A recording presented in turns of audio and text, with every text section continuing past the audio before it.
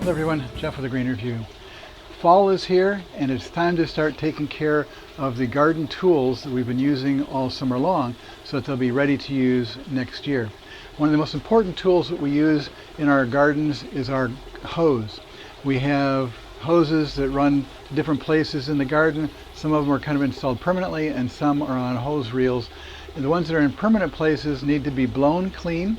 This is especially true of irrigation pipes that might have a little low area where the water would accumulate and then freeze, and so it needs to be blown out. You can use air compressors. There's companies that can be hired to do that kind of work. But our garden hoses are easy to take care of. We can do this all on our own. The garden hose itself is obviously pretty easy.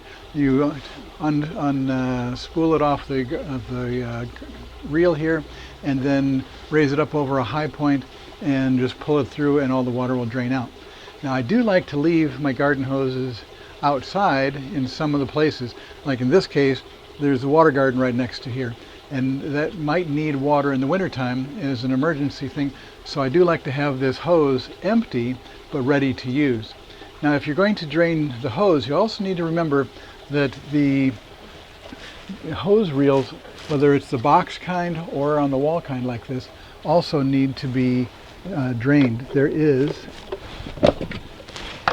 a hose, there are some plumbing fittings on the inside here and in the inside here that will hold water. So those need to be drained as well as the garden hose itself. Then on the wall, you don't want to leave any spigots attached with the garden hose on them.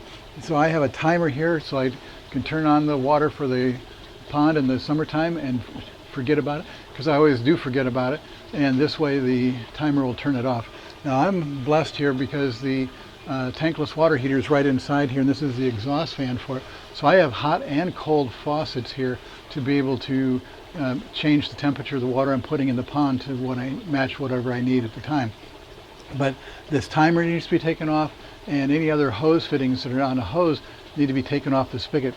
A lot of people don't realize that the handle is here, but the actual rubber valve, the washers that are stopping the water flow, are well inside the house. It could be a foot, foot and a half, or even 2 feet inside the house, in the wall or in the flooring underneath the floor of whatever level this is.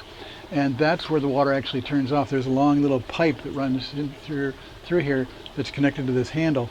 So when you turn off the water, you'll see that the water continues pouring out and running out of the faucet. That's all water between the end here and the rubber washer on the inside. And so you need to not allow any water to accumulate in this area. And if you have some kind of a device like this timer or the hose on the end here, this area may be still full of water, and that can freeze and break. And it can break right inside the wall, and of course then obviously that's going to be a problem. So you need to take all this off and make sure this is all empty, and make sure this little section of pipe right behind here is empty into the house, and that'll just drain naturally. And so that's easy to take care of there. All you have to do is just turn the water off and let it drain out. So what's this mean to me? Take care of your garden tools and they will help you create a wonderful and beautiful garden with a lot less maintenance. And this is Jeff with the Green Review. Thanks for watching.